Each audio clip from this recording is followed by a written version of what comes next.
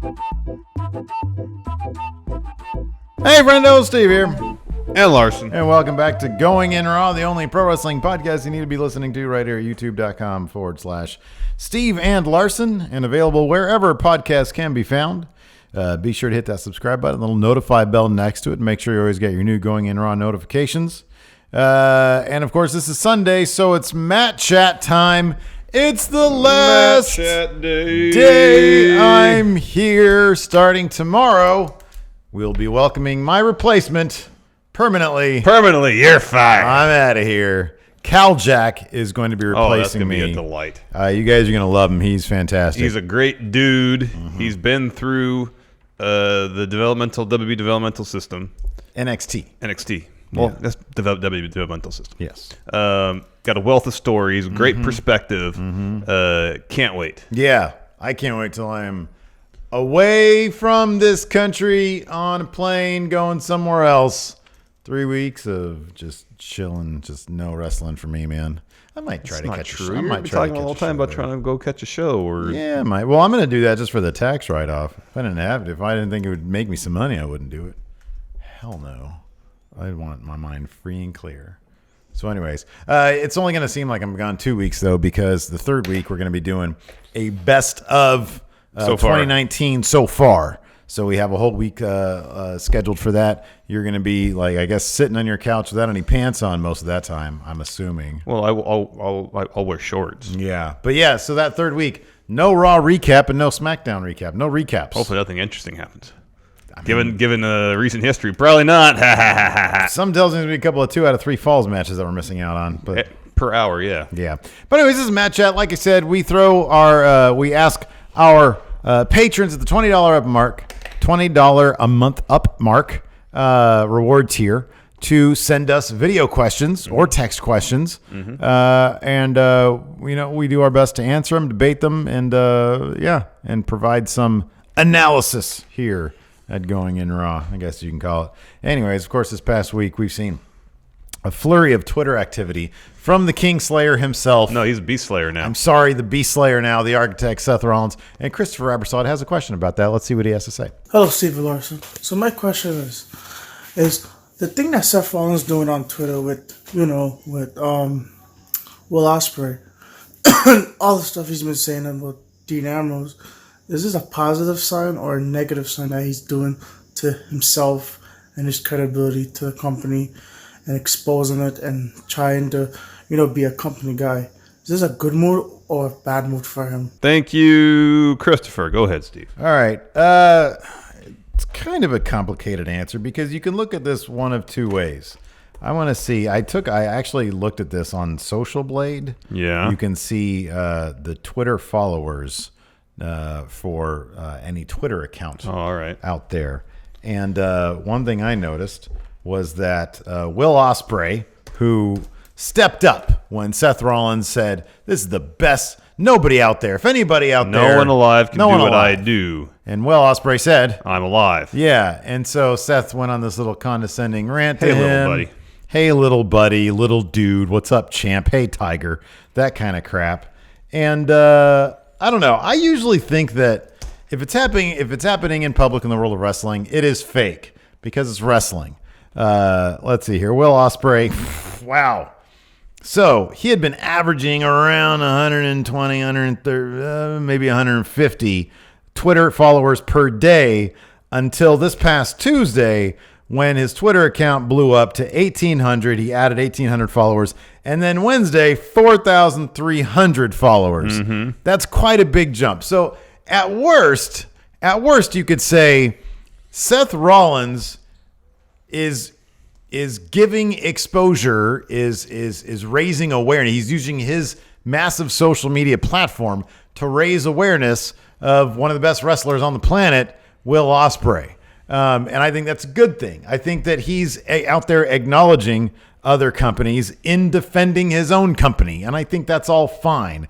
I think when he starts saying things to like Wade Keller, I'll pat you on the head and tell you to run along if you question anything I say. That kind of stuff is a bunch of crap. But like, who cares? Like, it's number one, it's all on Twitter, so none of it matters. And number two, it's drawing awareness indie, to non-WWE wrestling. So I think it's fine. It's great. Yeah. I think his goal is to draw awareness to anything other than he thinks he's the best and he thinks WWE is number one. I don't know what his goal is. I mean, I don't know the guy. You read the SI interview? It seems pretty clear what his goal is. Well, I mean, I don't know. I don't think that that's anything more than. I don't think that he's out there saying, "Hey, everybody, watch New Japan." No, obviously not. But I mean, the fact that he's drawing awareness to this, he has to be cognizant of that fact. Who knows? As far as I don't have a problem with him saying he's the best. He's the top guy in WWE. He has every right to say he's the best. He proves it in the ring more often than not. I don't have a problem with him doing a little friendly trash talk to Will Ospreay. And if the side effect is that he gives Ospreay some more exposure, all the better. I think some friendly competition is good for the industry. I have no problem with that whatsoever. Oh, yeah, it's awesome. I have no problem with Seth being cheerleader for WWE locker room. Yeah, it's great. Whatever he talks about the depth of talent in there, he's 100% right. He should advocate for them to his heart's content. Sure. You mentioned this with the Wade Keller example. The issue I have is him talking down to whether it be professional critics or fans when they are critical of the creative. Oh, I love you just stole my take from a month ago. No, please go ahead because you're right. Yeah, because it's one thing to say I'm good. No one else on the planet can do what I do.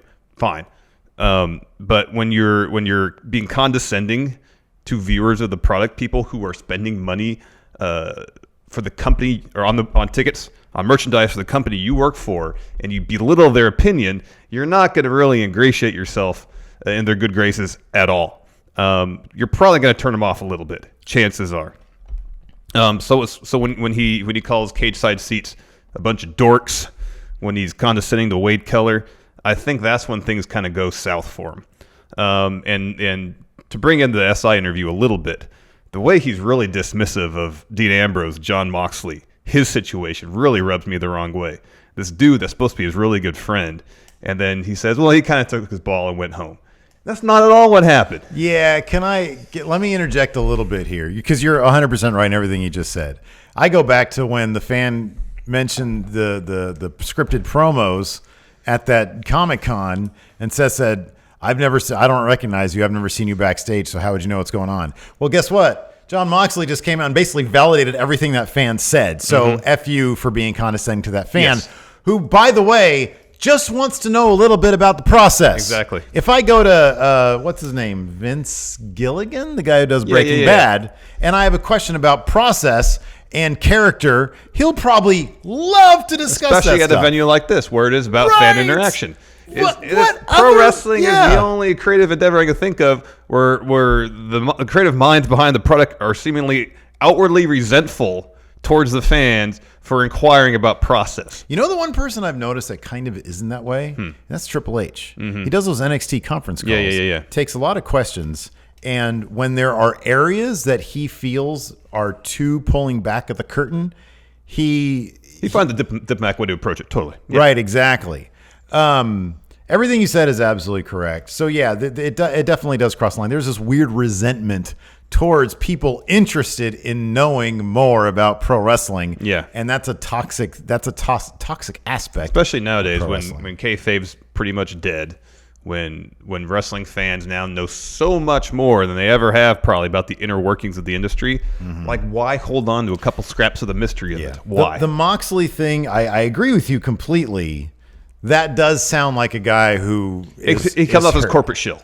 Well, he comes off as corporate shill, but he also comes off as a guy who's just probably hurt. His feelings are probably hurt. Yeah, that could be a lot of it too. He probably feels like he's been abandoned. Probably, and there might be a little bit of guilt. Like, look at me, look where I'm at. Dean, I know, gave everything he had, and true enough, Vince gave Dean a bunch of crap to work with. I guarantee Vince never told Seth, hey, be a guy who rides a unicycle backwards. No. He never has had to deal with that. No. Seth's character has been, since he's turned face, really great wrestler. And this idea of, well, everything's swimming for you. Everything's going swimmingly for you. Yeah. So that means everybody's lot is the same in the WWE. when we've heard reports, and I believe them to be true, that there are plenty of people backstage literally counting the days till their contract is done. I mean, he talks about getting creative plans, and he says, yeah, I mean, if I don't like something, I speak up. Mm-hmm.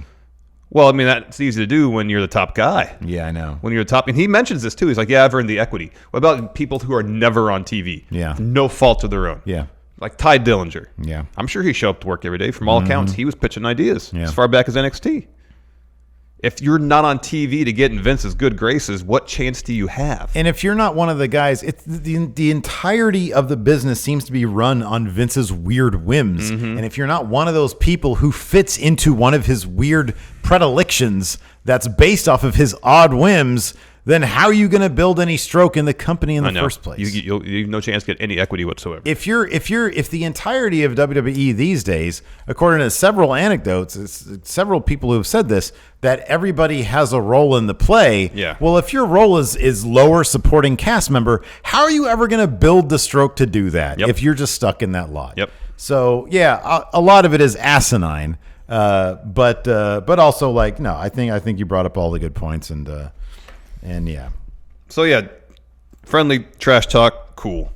Being an asshole to Rah, fans and critics, not so cool. Rah for WWE in terms of representing the locker room, totally cool. And it's like, I'm sorry, but you're sitting there saying, I know I've just turned this into like, oh, F you.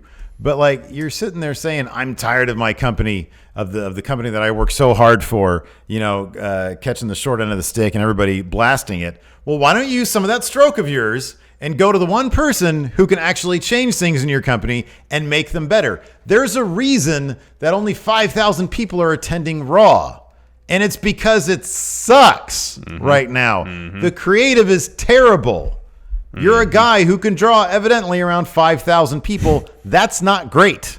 Historically speaking, you're kind of a crap draw right now, Seth Rollins. So maybe go to the guy who can turn the fortunes around, Vince McMahon, and do something about it with all your stroke. Yeah. Next, Loki's gone missing following the events of Fun Wrestling. So we have a question from Delete. Oh, awesome. I mean, I feel bad about Loki, but Delete's my guy. What's up, Steven Larson? It's your boy, Delete, Freak of Destruction, representing Freak Legion. So Loki Richards is still missing after last week's Fun Wrestling. Awesome show, but man, we don't know where he is. So I'm going to be giving the Matt Chat question this week.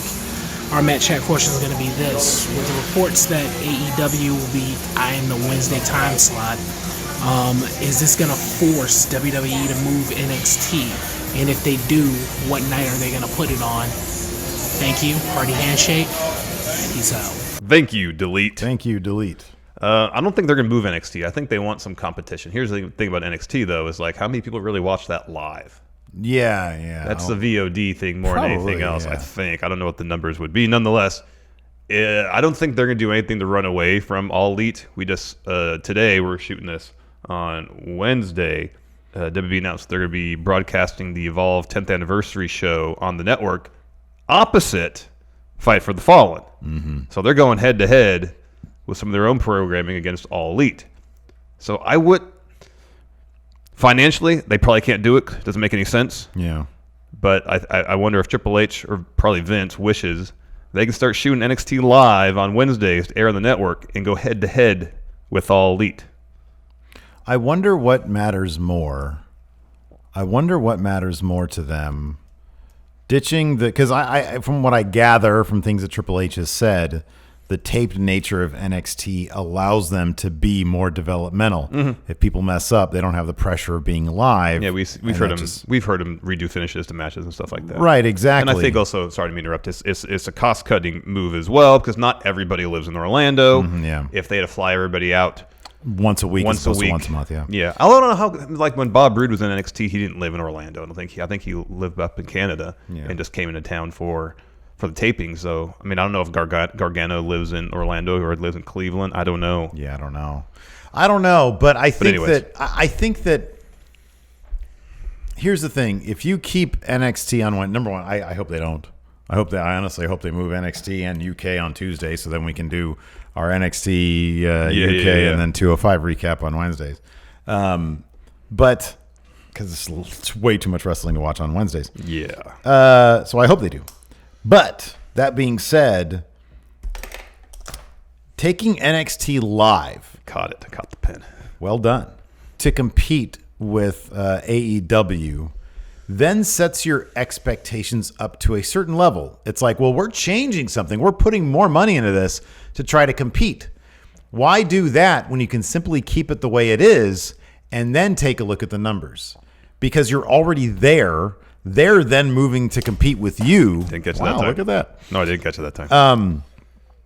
And so if you change things and you fail, which you probably will, because, I mean, let's face it, TNT, and AEW, it's a big deal. It's in pretty much every household already. You're probably not going to move your numbers that significantly if you go live. I just don't think you will. Probably not. I just feel like Vince is a really competitive guy. Yeah, and it's possible. I mean, it's possible. I just think that they're going to use, for right now anyways, they're going to use their very, very lowest level properties to compete and not going to really put any money behind competing because they don't really have to. No, they don't have to at all. So unless they want to try to make some sort of statement. So, yeah, I mean, we'll see. I mean, we've seen their lowest level possible takeover, Cardiff, is coming up. They put that against... Kind of. All out. Same day. Yeah, kind of. Same day. Yeah, kind of. So that's there. And they got NXT's NXT Evolve. Yeah, right. Going up against Fight for the Fallen. So they're just like sort of chipping away a little bit. I think they're kind of work. feeling out the scenery to see if it's even worth their while to go full head on into serious competition or not. Right. But I wouldn't be surprised at some point, if it made financial sense, sometime down the future, if they roll the dice and say, all right, we got to chip away at this All Elite Wrestling. NXT Live Wednesday nights, head to head. Because right now, NXT on Wednesdays, you can watch it whenever you want. You know? Yeah. And because it's taped, it doesn't, you know, you can go out there and read spoilers right now. You know, there's a premium on live content. So if they were to go around and ran live from 6,000 seat venue places, then yeah, maybe. I just think that's sort of putting themselves out there a little bit. Oh, they wouldn't do it without having some sort of data in front of them, you would think. But then again, yeah, it's Vince does crazy things. He doesn't really do that. Next, we got a question from Willism. Hey, Steven Larson, this is your buddy Willism coming back at you with a Matt Check question. I know it's been a couple of weeks, but I think I got a decent one for you. So, with AEW coming to TV later this year, and it presumably starting to pick up some of those fans that maybe have left watching WWE, do you think that AEW being an option for viewers will actually hurt the indie wrestling scene much more, where, you know, it's going to come in and potentially pick up a lot of the fan base that's been wanting, you know, more of that sort of, I wouldn't say adult oriented, but, you know, grown up version of the product. I think it's going to definitely have a major impact on how the indies, proceed, but it might actually be a good thing for them, but it could also hurt them in the near term with ticket sales. But over time, maybe if they can build up a fan base around AEW, maybe that'll kind of energize people that want to check out local indie promotions. Anyway, I'd be curious to hear what you guys think. How will AEW impact indie wrestling? Thank you, Willism. Thank you, Willism. Whose turn? Yours. My turn first? Yeah. I think it'll have either no effect or a relatively good effect. I mean, I don't think everybody signed to AEW are under exclusive contracts. So people like, I'm not sure about like Jungle Boy, for example. Yeah, I don't know either. I don't know about Jimmy Havoc. I don't know about some of these people. I don't think they're signed to exclude. I think this is probably exclusive TV, but I think they're generally exclusive to the United States, if not North America. Okay, as far as televised stuff. So then, for example, Jungle Boy, he might be able to do APW still. He might be able to still do like indie shows. Yeah. If you can take the stars of AEW and then, you know, feature them at your local indie scene, that might, you know, that'll boost that'll move tickets. I think it might get people more enthusiastic about, oh wow, this isn't on WWE. I wonder if that means there are other cool things outside of WWE, like my local indie shows. From what I recall, the Attitude Era, although it saw a drastic in Monday Night Wars, it saw a big improvement in sort of WCW and WWF, obviously. I don't think, from what I understand, it didn't really translate to the regional level. There wasn't like a huge uptick in people. Oh my God, WWF is so great. I'm going to go see my local scene. Things are a lot different now. Things are like 100% different now. So I think that I think these days, if there's a lot of enthusiasm behind wrestling, and there seems to be a lot of enthusiasm behind AEW, that would probably, I would think, either translate to an uptick regionally, or there just wouldn't be an effect. I don't see it having a bad effect. I don't see it having a negative effect. No, what you mentioned about people thinking people watch All Elite and say, "Oh, I didn't know wrestling could be like this." Yeah. And then find out that, a lot of these wrestlers in All Elite, they kind of made their name in the independent ranks. Maybe I should check out some independent wrestling. Mm-hmm. That would be a benefit to. I think it's a possibility. Yeah, totally. Yeah. And same with say guys like Jungle Boy or Jimmy Havoc or some of the guys who probably aren't signed or may not be signed to Orange exclusive Cassidy, deals. yeah. They have a match or two in All Elite impressing people, and they see an ad for a local show, and Orange Cassidy could be there. I'm going to go check that out because he was awesome in All Elite. Yeah, exactly. In that respect, it could only help the independent scene. Yeah. Next, Guillaume Halili. Number one. Hey there, friendos. This is Jacksonville's number one Matt Chatter, Guillaume Halili, back with another Matt Chat question for the week. This week I want to know, what's a better way to implement Vince McMahon's new strange rule about no wrestling during commercial breaks on TV, at least? Yeah, kind of strange, but is it great that they're just doing 2 out of 3 falls matches all the time now? Or is there a better way to do it, like letting the superstars goof off and kind of be more laid back during commercials? I don't know. Tell me what you think. Too sweet. Hearty handshake. Yeah, thanks, guys. Thank you, Guillaume. Thank you, Guillaume. All right. Assuming that this edict that Vince has implemented must remain. Do or die, baby. Yes. A couple things you could do. Like they have a show format they have to adhere to during the course of the show. Yeah. And written into this show format are when the commercial breaks have to happen. I think it's a segment is usually around, depending on how many commercial breaks, 11 to 9 minutes. Whether there's 4 or 5 commercial breaks during an hour's worth of broadcasting. So okay, this segment's 11 to 9 minutes. You time that stuff out. So you can format a show where, and while I don't like this, it's probably what you'd have to do. You have segment 1, promo, brief promo, match, end of the match, transition right to the next match about to begin. Someone's coming out, cut to commercial, come back from commercial, second entrance, start match. You have 9 to 11 minutes to have a match. For TV, for most instances, that should be fine. Yeah, but what about those? Sometimes they have those cool 25-minute matches. I understand that. That's where you kind of have to get creative for the main event segments. Yeah. It's not optimal, but why doesn't Raw do the picture-in-picture thing SmackDown does? I was literally about to ask you that. I don't know why. I mean, they're still doing it. They did it last night during Bayley's match. I thought they did it once. I seem to remember Raw, really? Where picture-in-picture, they had a Sonic commercial going. I could be wrong. I don't know why. Maybe it was just one of those specific advertisements that people paid to bake into the show. I don't know. Have Raw start doing that. I don't mind the idea of keeping Raw matches a bit shorter because it makes the pay-per-views feel a bit more special. Because, on pay-per-view, I know I'm going to get longer matches, 0 commercial breaks. And it'll added value for pay-per-views.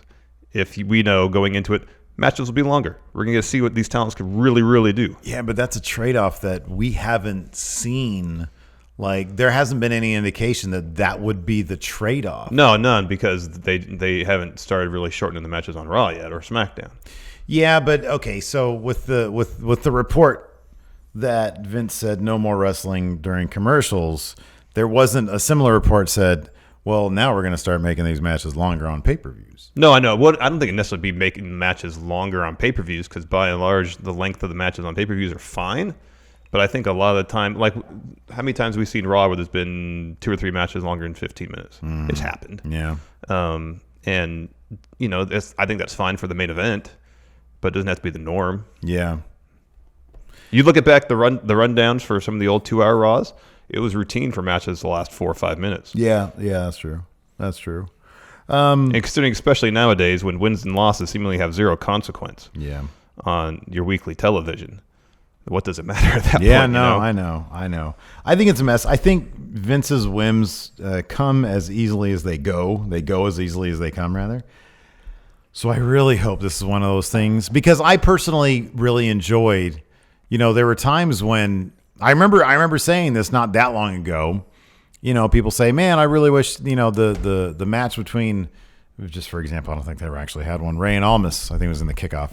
Ray and Almas match was a lot longer, like we saw on SmackDown. It's like, well, we saw it on SmackDown. Like, they have it there. That's where the good matches are. That's where the long matches are on TV, on Raw and SmackDown. I like that every week I can rely on Raw to have at least one 25-minute match. It's like, wow, this is cool. It really allows time to build, and they let it breathe. And they just, I like that. I really like that. It's great, especially for the main event segment. Yeah, absolutely. Makes the match feel more important. Totally. I really like that. I hope that the sort of reports that we had heard just in TV in general is that they're going to start charging, maybe Fox will do this, start charging advertisers more and have less advertisements. I think that'd be a great way to go. They just get those numbers up though for that. They absolutely would have to get the numbers up. They would. I find it really difficult to believe, and it surprises me they don't start doing that right now to start building SmackDown to be where it kind of should be for its debut on Fox. All these Raw recaps, like, it's just, I don't get it. I don't understand why they're doing that. It's unnecessary. It's totally unnecessary. Supposedly a huge fight over who gets Roman Reigns. Essentially, it's like USA's won that fight for now because Roman's supposed to be a SmackDown star. Has been on 3 weeks at least. It's been weird. I think that somebody can write a book about what's been going on just over the past month. They really can. Someday somebody's and then this happened, and it was just, the SmackDown deal on Fox, it seemed great, and then it just started causing so many headaches, and this product started to suffer because of it. I can guarantee that's going to be a passage someday. Probably a whole chapter. Next, got a question from Bobby Mincy. Hey, friendos, Naked Bobby Mincy here, and I'm back to Matt Chat. Steven Larson, a lot of people give Baron Corbin a lot of flack for his role right now. We all know it ain't exactly him, but it's the position that he is put in. But I'm curious about something. Who has the more unenviable position? Who has the less favorable position all around? Baron Corbin right now of this year, or Roman Reigns circa 2016 and 2017 with his failed experiments? Let me know, guys. Too sweet, hearty handshake, shoulder lean, naked things. Too sweet. Thank you, Bobby. I'll go first. I'm going to say I think that it's a good comparison. I think that there's definitely some parallels there.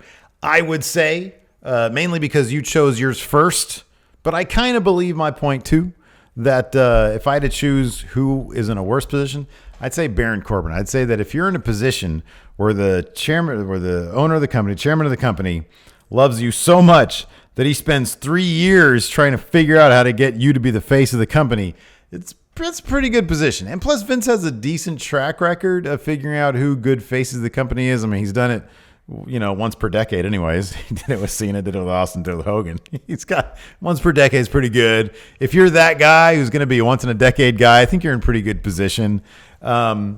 Roman Reigns also, just given evidently what he's had to go through in his life, seemed to be the perfect candidate for that from a mental standpoint, a guy who can be a locker room leader even though he goes out there and people start crapping all over him. I think that Roman is the guy for that job, and maybe at some point he will be the next Cena. I don't know. But I would say Baron Corbin, if everybody's running with this thing that Dave Meltzer said about, Vince is probably pushing him because of his look. Well, that's why Vince pushes a lot of wrestlers, because of their look, either if it's unique or they're handsome or they're pretty or whatever. A lot of people have unique looks, and Baron Corbin, at any moment, he could fall off of Vince's whims. He can all of a sudden, Vince can realize, man, this guy really isn't moving the needle. USA or Fox can come in and say, this guy's not moving the needle at all. You need to bump him down, and we're paying you the money, so you need to do that. Whereas they're both fighting over Roman Reigns, apparently. So I would say Corbin now, because if the ratings don't get better and if they continue to decline, if that trend continues, he will be shuffled down and somebody else will be built back up. We've seen it a million times. Vince has no problem just getting rid of one guy. Whereas Roman Reigns, he is stuck with him forever. So I'd say Corbin's in a worse spot. I'm going to say Roman strictly because there's actually expectations on Roman. Vince decided he wanted Roman to be his top guy. The expectation was that was going to happen given Vince's moderate success in doing that. Once a decade, man. Yeah, once a decade. However, this time it was not successful completely. The crowd did not embrace Roman as Vince had hoped. We saw The Rock make an expression we haven't seen for quite some time when he came out at the end of the Rumble to a chorus of boos when he raised Roman's hand. What is that? And I think that's what really separates. I don't think they have huge expectations for Baron Corbin. And by all accounts, Roman, he's a great locker room leader, incredibly humble, seemingly extremely mentally tough to deal with all this. And I'm guessing I wonder how much any of this actually ever really affected him. Yeah. However, it just seems like from the company's perspective, the Roman Reigns experiment didn't work how they wanted. There was huge expectations on what he could provide for the company, and obviously they weren't met because they seemed to be going in a particular direction. And then right on the verge of Roman finally having his coronation, they would alter the track. Mm-hmm. So it just shows in that sense, at least, they didn't have complete confidence in what they were doing. Yeah. I think it's just a difference of expectations. I don't know. I mean, when Baron got called to Maine, we were like, okay, this seems early. Mm-hmm. There's seemingly no expectations on him. Yeah, that's true. Also, he drives a Ferrari. That's True. pretty good spot to be in. Yeah, he's not in a bad spot. Let me ask you something, because we both talked about this. We both mentioned that Roman Reigns seemed to be the right guy because of his ability to separate. Mm-hmm. He's got a strength of character that maybe a lot of people don't have. Mental toughness. Thank you. Yeah. That's what I was looking for. The pictures that we saw, I do believe that he's still emotionally invested in what he does. Totally. The pictures of him backstage, there's, I think, at least two of them. There was one after the Undertaker match where he's sitting there, and I think people said he was crying. Yeah, or yeah, something. yeah. I remember hearing that. I know there's been another one that seems like, man, this guy really feels the weight of the world. Were those legitimate moments, or were those just pictures taken and he was like, God, my freaking leg is killing me right now. Oh, it might be. And they took a picture and they're like, and then they the emotional They put a weight. caption on there to make it seem like Right. that's entirely possible. I'd love to think that the romanticized version is the true one. Could be. But it wouldn't surprise me if he was like, man, I should not have eaten that. Oh, man. I know. Oh, I stubbed my toe on the way back up the ramp. Sucks. Ouch. Oh, man. Anyways, next up, Draft House Games brought back Joey Ryan to ask us a question. Let's see what Joey has to say. Draft House Games here, back with another Matt Chat question for Steven Larson.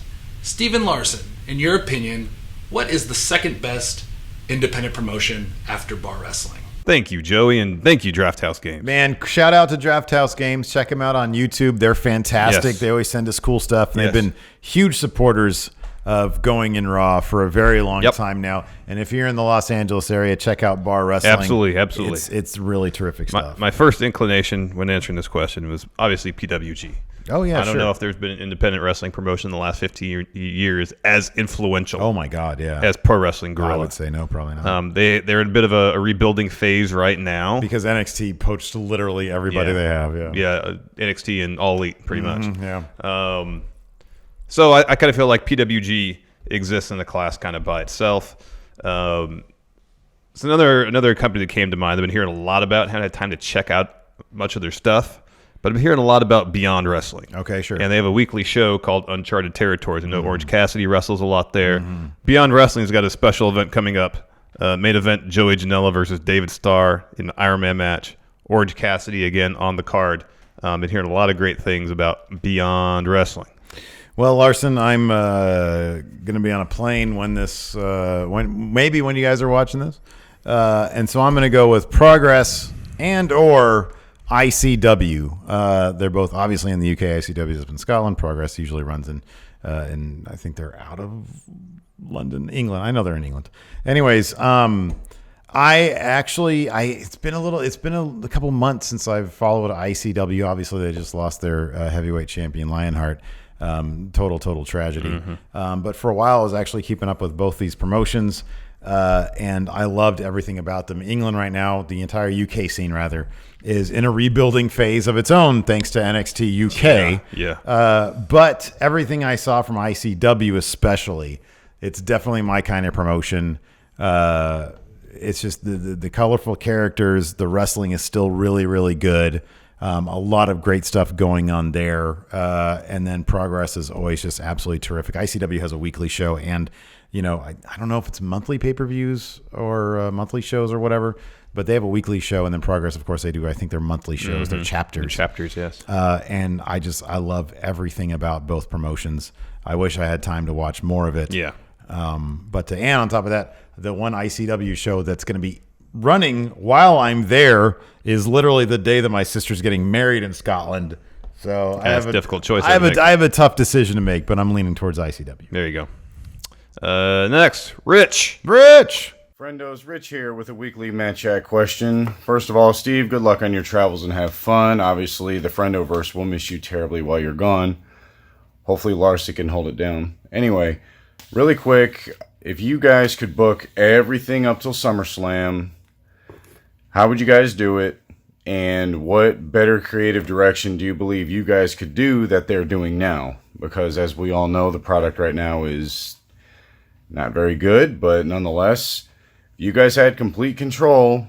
Vince, Triple H. I find it funny Steve and Larson want to do this shit. Anyway, just what would you guys do? Like, who would be the SummerSlam headliners? Who would be the champs going in, going out? Just what creative direction would you guys take? Thank you, Rich. All right, I'm going to go first. So we've seen AJ and Ricochet fight at the end of this past week of Raw, and I'm gonna continue that thread. I'm gonna say AJ and the club continue to terrorize Ricochet. Finn is enlisted to help Ricochet, but then Finn swerves Ricochet. They form the Bullet Boys, the Bullet Guys, Gun Guys, I don't know, whatever. They're the Bullet Club. So you put them together. Finn is the IC champion. You got the club going after the tag titles, and you got AJ re-engaging in his feud with Seth Rollins. Now AJ's a bad guy or a tween or whatever, cool guy. And so he takes on Seth at SummerSlam, Universal Championship. AJ wins that. Bullet Club stands dominant. People are going crazy. They have a new logo. Shirts just being sold left and right. Merchandise is up 50%. Well, hold on. This is WWE designing it, right? We're in charge. We're in charge. Sorry. So our mandate is we're bringing in people who know what they're doing. Okay, fair enough. So just merchandise selling out the ass, right? The night after SummerSlam. Oh, by the way, Kevin Owens at a certain point during the build of SummerSlam next month joins Bullet Boys. Okay, Bullet Club, whatever. It can't be Bullet Club. The night after SummerSlam, he gets kicked out because he's not what? OG. They're beating on him, and maybe he's got a crisis of confidence or a crisis of conscience. I don't know. Undisputed Era debuts to save him. Why? Call up for storyline reasons because they're friends with Kevin Owens. After that, or we also have, so besides that, we've got the Kabuki Warriors. They pick up the tag titles from the Iconics. Okay. Then they challenge Becky Lynch and Bayley at Extreme Rules for a tag team match. Kabuki Warriors end up retaining. On the line are singles title shots, Becky's title, Bayley's title. So at SummerSlam, we got Becky versus Asuka for the Raw Women's Championship, Kairi Sane versus Bayley for the SmackDown Women's Championship. You know why they can do that? Because wild card rule means everything's on deck now. You can do that now. You can do whatever you want. Then you have The Fiend, Bray Wyatt, taking on Undertaker at SummerSlam. True passing of the torch. At Extreme Rules, Drew McIntyre destroys Shane McMahon because he's tired of his shenanigans. Shane is written off TV. So then we get Drew versus Cena at SummerSlam, who's returning just for that one time so that he can then pass the torch to Drew McIntyre, raise his hand and say, I believe in you. All these people believe in you. You can't really say that to Drew. It doesn't work storyline-wise. Well, when Drew beats his ass to the degree he's going to beat his ass, he's going to have to believe in him. All right. Also, Nakamura Daniel Bryan and Samoa Joe start a faction to take on the New Day and try to get that WWE Championship and the tag titles at SummerSlam. Somehow that all works out. I don't know how. And then the last thing I have is Charlotte Flair versus the called up Shayna Baszler, still NXT Women's Champion, mind you. She's there to say, this is the top women's title. You shouldn't be worried about either the Raw Women's or SmackDown Women's. What you need to worry about is this. And I'm coming after you, Charlotte, because if it wasn't for you, Ronda could have won that match at WrestleMania if you didn't have Vince insert you in that match. So now I'm going to take you out for my friend Ronda. All right. I didn't go quite that ambitious. This is just what I want to see at SummerSlam. Kofi Kingston versus Roman Reigns for the WWE title. Kofi wins. Kofi goes over. Kofi wins clean. Good. Seth Rollins versus Rey Mysterio. All right. We're talking like 5-star match potential there. 619. Let them do whatever. 619. Let them do whatever. All the destroyers. Good. Oh, yeah. There was destroyers on 205. Cool. Yeah. Just so we can get this feud over with and get Shane off TV. Miz versus Shane. Miz finally wins. Loser leaves town match. Something like that. Sasha Banks returns. She challenges Becky for Raw Women's title. It's good. Bayley versus Charlotte. Money feud there. Good. This is a potentially not a great idea, but I wrote it anyways. Brand split's basically over. There's too many titles. Yeah, man. New Day versus Daniel Bryan, Eric Rowan versus the Usos versus the Revival. Tag team unification bout. That should happen. Only one set of tag titles. That should happen. Middle of the show announced a new King of the Ring tournament. WWE's G1. WWE's G1. That's how you got to do it. Brock Lesnar versus Walter. I love it. And then Ricochet versus Mustafa Ali. Oh, I love your card. That's a great card. It is a good card. That's a good job. I think we just did that better in WWE, man. Yeah. Oh, man, my favorite Matt chatter these days. Free Chan 64, not giving any Fs. Let's see what he has to say. What's up, Matt Chat? Free Chan 64 here. Quick question for you. Who is the greatest tag team of all time? Please pick a tag team based on kayfabe reasons. And the other person, please pick a tag team based on in-ring skill, tag team chemistry. All that cool jazz. That's all. Thank you, Free Chan 64. Thank you, Free Chan 64. I'll take kayfabe. The Okay, greatest go ahead. tag team of all time, kayfabe. Mm-hmm. It's got to be the Road Warriors. That's true. That's absolutely true. They destroyed everybody. That's true. They were so dominant that WWE created their own Road Warriors knockoffs called Demolition and tried to make them just as dominant. Yeah. Problem was, they weren't Animal and Hawk. Yeah. They weren't huge, muscular dudes that beat the hell out of everybody. They had a long title reign, but Animal and Hawk, they're huge, jacked. Oh, yeah. And they would knock people's heads off. Some of my favorite Lariato gifs are of the Road Warriors just going stiff on fools. Yeah, because they would work stiff. In terms of actual wrestling skill, not a ton. Yeah. Like, they weren't technical wrestlers by any stretch of the imagination. They would just go out there and beat people up. Yeah. And they look cool. Oh, yeah. And shoulder pads. Yeah, the shoulder pads and the face paint. And they were good enough promos. And they had Paul Ellering on with them, who was a great promo. Yeah. Yeah. Hawk was so cool. He had like the older man haircut with like nothing on top but on the sides. Yeah. And he pulled it off. He still looks like a badass. Yeah, man. Yeah, he's great. No, Road Warriors, greatest kayfabe tag team of all time. So when it comes to skills, I know this is gonna catch some flack. Honestly, it's got to be the Young Bucks, right? It's gotta be up there, man. They gotta be up there. I don't even want to say this. I don't even want to say the Young Bucks. But at this point, it's probably the Young Bucks. Give me a break. You see, when I first saw them, I don't remember when I first saw them, but when I first saw them, I do remember thinking this. I haven't seen this kind of thing since I first saw RVD. When you watch a wrestler and say, whoa, I didn't know that wrestling could be that. Mm-hmm. And these days it's so difficult because you see everybody. Mm-hmm. When somebody can do that to you, it's like, oh my goodness gracious, that is something else. Mm-hmm. They're expert storytellers. They do the high spots. They do submission. They do also they're everything. Incredibly creative. And they're very, very creative. I'm sorry. It's going to be they're the natural evolution of the perfect tag teams. Yeah, they are. Yeah. It's them. I'm a big fan of the Usos. I love the Usos. I'm a big fan of LAX. Love the Lucha Brothers. You put all those guys together, you get the Young Bucks.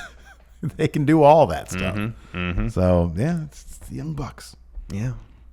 Next, Dakota Miley has a question about Pac. Bastard Pac. Hey, Stephen Larson, it's Dakota Miley back with another Matt Chat question. My question this week is about All Elite Wrestling. Got that from the rally in Jacksonville, where we saw a surprise visit from Pac in wrestling gear.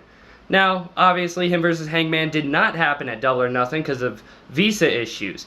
But Cody Rhodes says he still is a part of All Elite Wrestling. My question is, how and when will we see him? So what do you guys think? Do you think we'll see him at Fyter Fest, Fight for the Fallen, All Out? And how do you think we'll use him? Thank you, Dakota. Thank you, Dakota. Go ahead, Steve. All right, I'll go. I mean, probably like when weekly TV starts. By October, I would think. I don't know. I mean, you would think the visa issues would be figured out by then. You'd hope so. Which apparently were the issue. It's interesting. I don't know why they pushed the narrative of creative differences.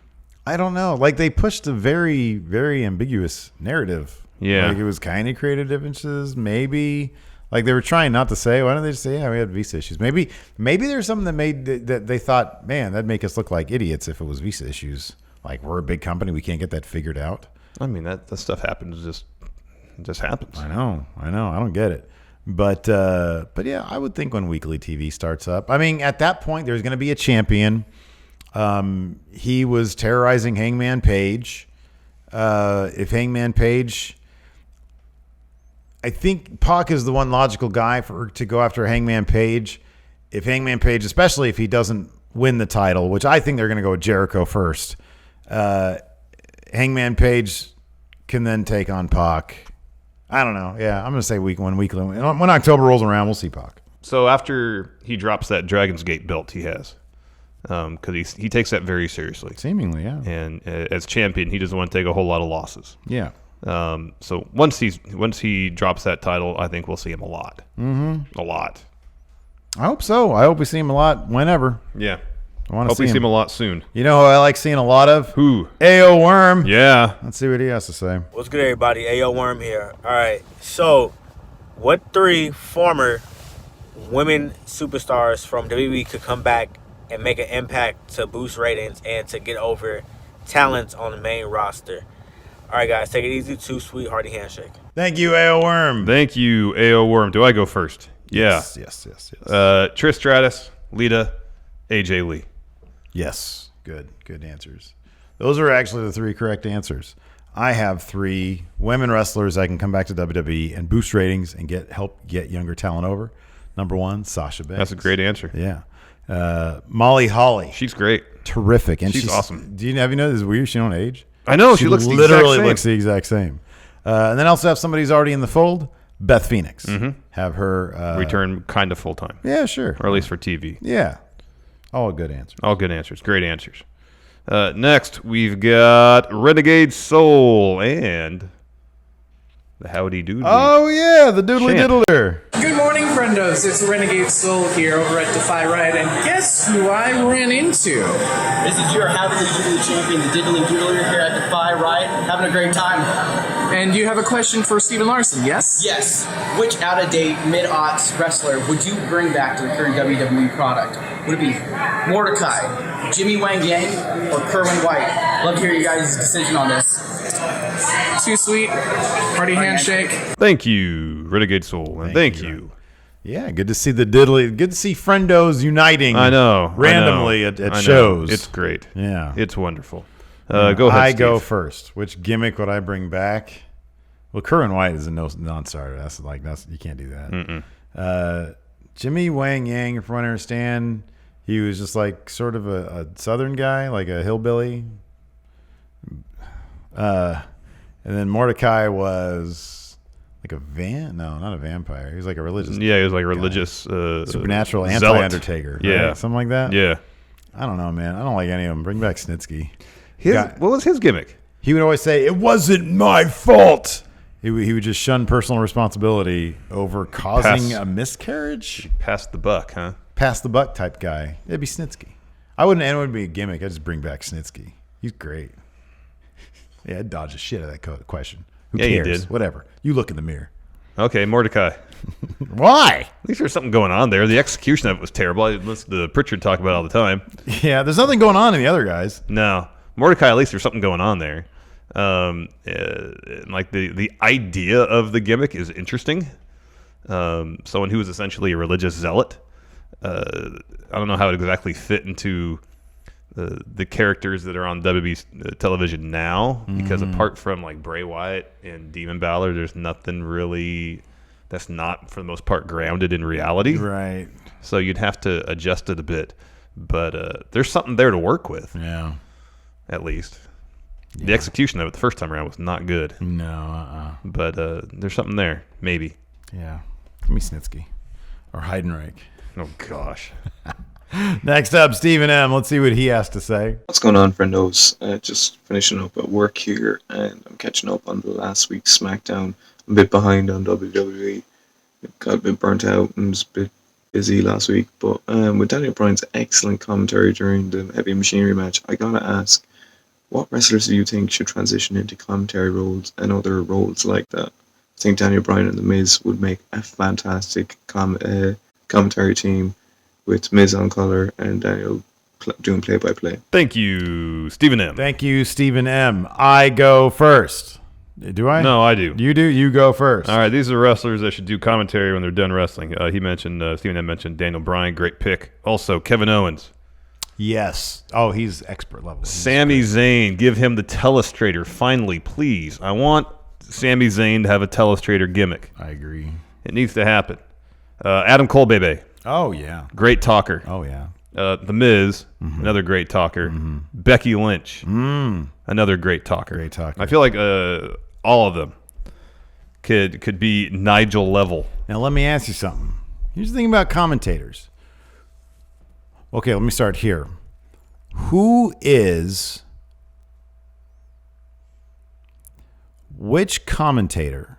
Which former wrestling commentator was highest on the totem pole during the peak of their career? The actual answer is probably Larry Zbyszko. It's probably Gorilla Monsoon. How high up was he? Was he a big timer? Yeah. I don't really know much about him, to be honest with you. Yeah. I think he was great. But It's probably Gorilla Monsoon. Really? Zbyszko had that hot San Martino feud? He never won, though. Never won the belt. What did Monsoon win? Did he win the belt? What belt did he win? Let's say in the modern day. Zbyszko was like AWA champ. Yeah, man. Everybody was, though. Exactly. What did he win? He was a tag champ in WWF. So I guess my point is this. I don't think you can really aim too high in terms of wrestlers that have reached a certain level. It's almost kind of like, it's JBL, Bradshaw and Taz. It's like Bradshaw and Taz, right? Yeah. Nigel was always sort of a. He was a legend in Ring that of Honor level on that level. Yeah. But like, who else achieved anything really? Beth Phoenix. Lawler in Lawler's world was like king. Yeah. Yeah. Beth Phoenix was, okay. That's a good example. Yeah. But no, it's not like you can never just like Edge was never going to do commentary. Yeah, Stone Cold wasn't going to do commentary. Stone Cold's never going to do commentary. No. So I aimed, not necessarily, there's one name on my list that I think would be spectacular, and that's Billy Kay. Billy Kay, I think, could do commentary, and it'd be amazing. She's so clever. She's so witty. She's so quick-witted. I think she'd be killer. I think I put Alexa Bliss on here. She's a good talker. She's a really good talker. And then, of course, I put Samoa Joe. Yeah. Maybe, again, too high in the totem pole, but he's like a Taz and like Taz Plus level guy. Yeah. Right? He's like maybe sub JBL in terms of accolades in the right career. now. He's Right, cruising yeah. over. Yeah, oh, yeah. So I put Samoa Joe on there. Samoa Joe would be interesting. Yeah. He's also the kind of guy that could create an interesting dynamic if a wrestler like wants to step to commentary. No, you're not stepping to Samoa Joe. No. But you kind of want people who people can step to. And that's why I think big name wrestlers For really... me, in terms of their contribution to commentary, right now at least, former wrestlers who do commentary, Nigel is he's the gold standard right now. Nigel might be one like top 5 of all time for me personally. He's so good. He's so good. He does so much to enhance the story of the match. Mm-hmm. And he knows when not to talk also. Exactly. Yeah. So for me, that's the benchmark. Yeah, I agree. I totally agree. Next, Match Chat Hall of Famer Patrick Sparks. Take it away, B-Man. Hey, friendos, Pat here. Alright, so it's Sunday. That means Steve is going to England and Scotland today for sister's wedding, and I should be in Ireland. That being said, travel question. If you were to get a home country tour by any foreign WWE star, who would it be and why? I want you to pick a male superstar, a female superstar, and a tag team. I'm going to go with Finn for Ireland and Becky because it helps. And then give me Imperium to give me a tour of their home countries. Thanks, friendos. Bye. Thank you, B-Man. Thank you, B-Man, and good luck on your trip to Ireland. Yes, enjoy yourself. Yeah. So, obviously, Zach Gibson, he is a tour guide. Yeah, we've seen that. We've seen him actually give tours of his hometown, Liverpool, right? So, I'd go with Zach Gibson. I'd want Walter to show me around his home of Austria. He's from Austria. Yeah. He's from Austria. Hey, come over here and take a look at this. What do they eat in Austria? Probably the same stuff eaten in Germany. Strudel? Maybe. The sausage? No. Bratwurst. Yes. Hey, I know a great place that does bratwurst. I shouldn't say the same place, similar stuff. Listen, I know a great place that does Hamburgen. It's called the Burger King. Gosh. Yeah, Walter, now you're speaking my language. You chubby bastard. And then Shinsuke Nakamura, because he can introduce me to Kazuchika Okada. Other members of Chaos, including Yoshihashi. Yano. Exactly. All right. I want Andrade to be my tour guide. Because not only in Mexico? Yeah. Ooh, I've seen Narcos. No bueno. So then I can meet Roosh. Oh, and then maybe yeah. if the timing's right, Tetsuya Naito. Oh, yeah. Asuka, because she knows Minoru Suzuki. Yeah, okay. There you go. So you're just using these people to get to other people. But I want to see the sights. I want to experience the culture. What a great answer to this next And then one. finally, Mustache Mountain. God damn, why would you steal Trent Seven away from me? You should have thought of it first. I have this idiot Zach Gibson showing me know. around Liverpool, like just through his own lens. Yeah. Look at this over here. This church right here. It's like, they worship somebody named God and not Zach Gibson. Like, why are you cutting a promo on me? I want you to show me a good place to eat. I want to go to these places. The only thing I eat is ambition. And I want to go experience the local culture, have some great food, go where the locals go, and then after we get that done, go to a lucha show and see him in his element. That's what I want to see. I feel like you're going to get kidnapped. Nah, don't worry about it. Because he's not going to care about you. He's going to be going after the mamacitas. Well, he's got Charlotte. Oh, no say. Charlotte, no say. Charlotte doesn't know. Anyways, yes, finally Mustache Mountain. That's more so just to hang out with Trent Seven and Tyler Bate. Que no say, no muerte. I want to go What shopping. you don't know won't kill you. I want to go shopping with Mustache Mountain. Oh man, that'd be great. That's your best answer right here. Trent Seven. All right, come on then. Oh, be great. Joshua Martinez sent in a text question. Yes. He says, I was at SmackDown Tuesday. All of the seats behind the hard cam were covered. Seems like I noticed more and more empty seats the more times I go to a Raw or SmackDown here. How bad do you think this will get? For reference, back when Raw did a couple of shows in high school gyms, they drew like 1,100 for a show. Is that true? In the early days of Raw, they did much goodness smaller venues. gracious. What we see now, crowds for Raw and SmackDown somewhere between like 4,000 and 6,000. That's the new normal until they can muster up some decent creative to generate real enthusiasm for the product. Yeah. With lackluster creative, people aren't going to want to spend the money. They just don't want to. When there's so many other options for their entertainment dollar, you got to give people a reason to show up, and they're not doing that now. Yeah, I know. what happens on TV feels largely inconsequential to the larger storyline, such as they are. And great wrestling exists all over the place now. You don't have to spend $50 to buy a seat, to get a seat at a WB show to experience good wrestling. You can go to a local indie show most times. Wrestling's pretty good, and it costs $10. Yeah. And by and large, it's a better live experience because, especially for Raw or SmackDown, you have to sit through commercial breaks. Yeah, I know. I mean, that's the thing, man. If the product was good, if the live experience was good, word of mouth would get around, and people would be like, man, it might suck on TV, but the live show is great. That's not how it works. No, it's not. You sit there with lights off, and they run a video package for WWE stuff. Then you bother trying to entertain you during the commercial breaks. No, and it's dumb. It's like, it's not worth it, man. It's lazy. So, no. I mean, I think, so my answer is this, the same thing I've been saying for ages now. Find out in October. In October, Fox is going to be making big changes to SmackDown. And if the numbers aren't in, they're going to tell WWE, get your numbers up, or there are going to be consequences. We want our money back, or however that stuff works. And WWE is going to be forced to make some changes. And I don't know what they're going to be. I don't know how they're going to do it.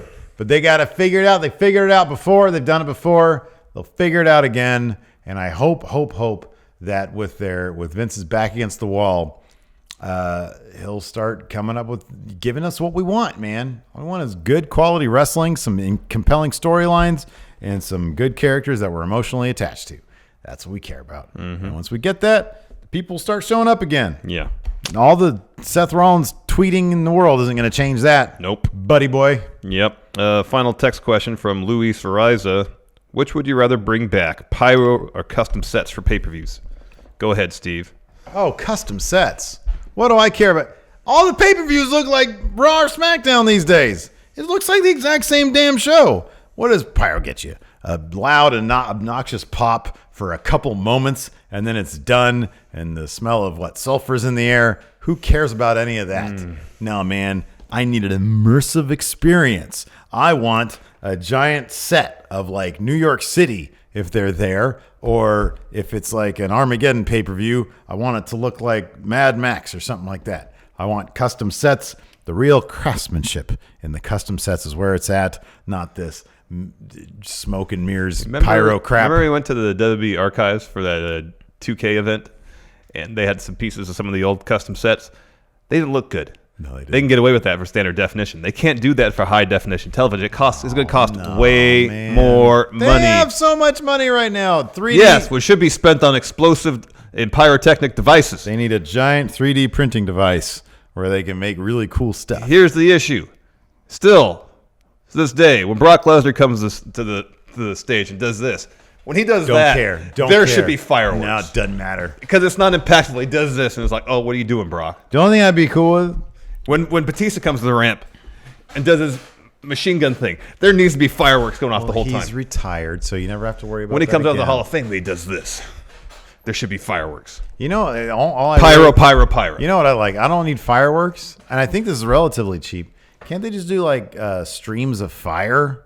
Didn't All Elite do like fire? Yeah. Like just. I think Undertaker still gets fire. Yeah. He gets fire. Just do fire for everybody. That's not fitting though. I don't need pyro. Give me pyro, man. Fireworks? Hell yes. So boring. No, it makes it seem like a big event. No, a big event is if they made something for this one moment. No. You're immersed. Here in America, when we celebrate, what do? We blow things up. 4th of July is all about fireworks, blowing things up. Boring city. No, man. Crazy. No way. That crescendo hits and that 4th of July fireworks extravaganza. Wow. Powerful stuff.